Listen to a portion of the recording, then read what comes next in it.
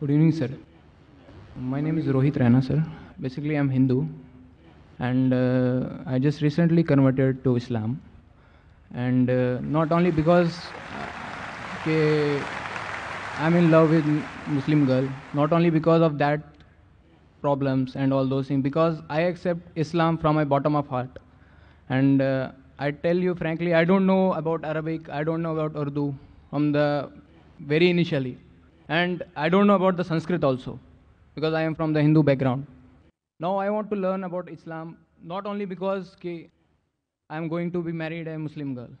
And why the controversies are there so much in the nature that people are creating. Not God is creating that controversy, and not God is not giving the message to people that do all those. If a non-Muslim marry a Hindu Muslim girl, and if a non-Muslim Hindu marry a Muslim girl, so why the controversies are there?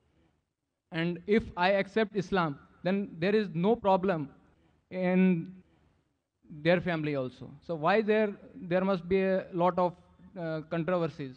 So please explain me. That's a question that Alhamdulillah accepted Islam recently, and you are in love with a Muslim girl, but that was not the main reason he accepted Islam at the bottom of the heart. He says he doesn't understand Arabic, he doesn't know Sanskrit.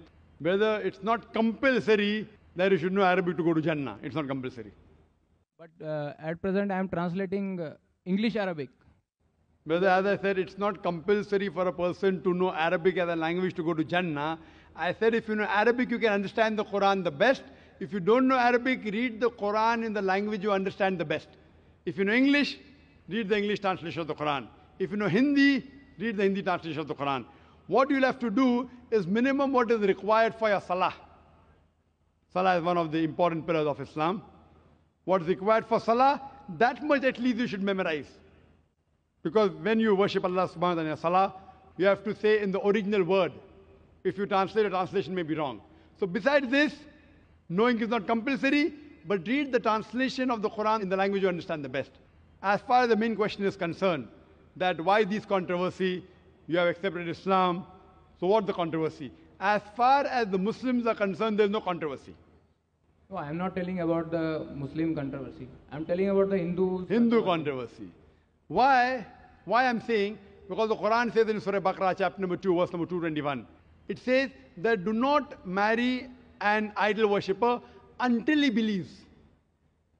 A believing man, even if he's a bondsman, even if he's a slave, he is far better than an idol worshipper, even if he allows you. And the same is vice versa for the girl and for the boy.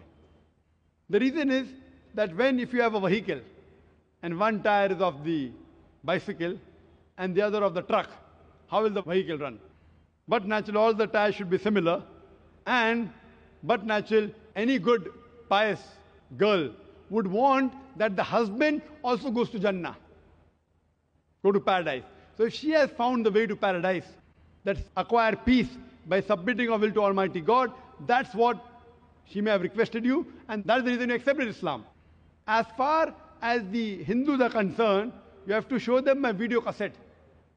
Similarities between Islam and Hinduism. What I tell them, people talk about interfaith.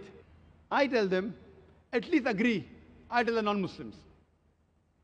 I don't believe in interfaith dialogue that Islam is the same religion as Hinduism, as Christianity, all are same. I don't agree with that. I, being a student of comparative religion, I know the differences. What I tell them, at least agree that one book is 100% the word of God. So the Christian will say, I don't mind agreeing that Bible is 100% the word of God. The Hindu will say, I don't mind believing Veda to be the word of God. The Muslim will say, I don't mind agreeing that Quran is the word of God. So I tell them that whatever is common in all these scriptures, let us agree to follow 100%. What is different, what is contradictory, we can discuss tomorrow. At least what is common, let us agree to follow 100%. And when we read these scriptures, all these scriptures say that there is only one God. All the scriptures say Almighty God has got no images. He has got no idol. He has got no statue. So let us, all of us, agree to believe and worship one God who has got no image, who has got no idol. All these scriptures, whether the Vedas, whether the Bible, whether the Quran, they say that the last and final messenger is Prophet Muhammad, peace be upon him.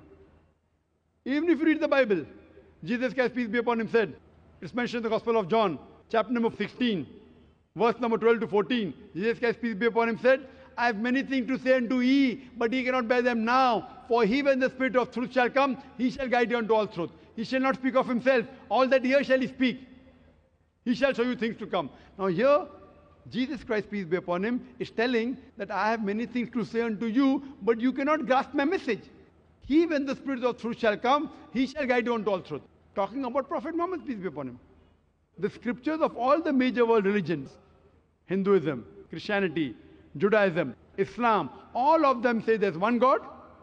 You have to worship him alone. And the last and final messenger is Prophet Muhammad, peace be upon him. So if all the religious people read the scriptures, inshallah, this conflict would be solved and all of them would acquire peace by submitting their will to Almighty God. Hope that answers the question.